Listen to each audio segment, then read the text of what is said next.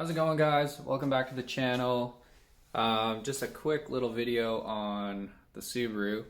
So if you're like me and you got a little bit excited when you removed your reverse lockout, you didn't do the procedure properly, your cable dropped through the floor, and you're kind of scrambling, wondering what the hell do I do to get it back.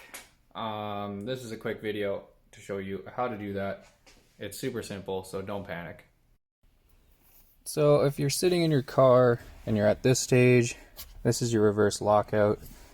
It's fallen out of the shifter and you're wondering how in the hell do you hold this up to get it back in here to put the pin in. Let's see. If we get it back in here, if you can see just in there, I'll try to zoom in.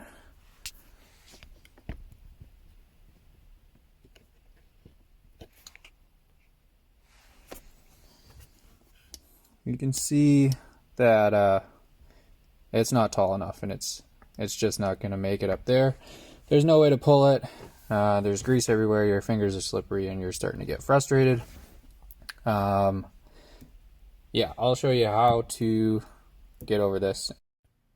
So, first of all, you're going to need to get your car off the ground on jack stands or ramps. However you want to do it, just make sure you do it safely and the vehicle is secure. The next thing you're going to need is where here? A tool kind of like this. Something with a decently long handle and a bit of a hook. Maybe something like an Allen key would work. Yeah, as long as it kind of looks like this, you'll see what I mean when we get under the car. So we'll grab our little tool, either this dental pick or Allen key or something like that.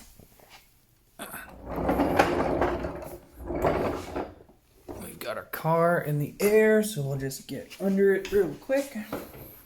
Hopefully I can do this with one hand. Yeah. All right. So we'll make our way to the transmission cross member. And what we're looking for is this piece right here. So hopefully you can see that there's a hole here. And then there's a hole right here.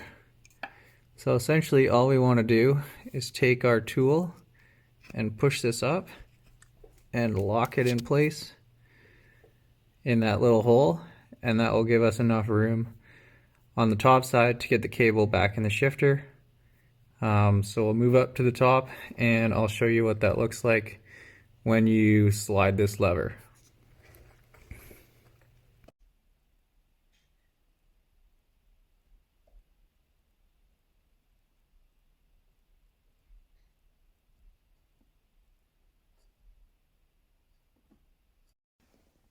So now that we've got the cable slid into place, we can make sure it doesn't fall down with something like a small Allen key.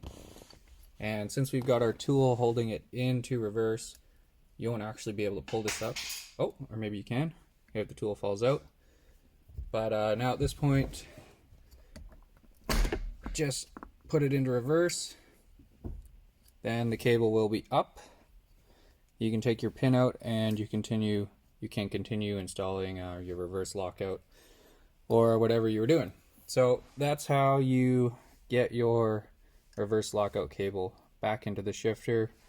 Down here, don't forget to add another zip tie just to hold this in. But yeah, pretty simple. Thanks for watching.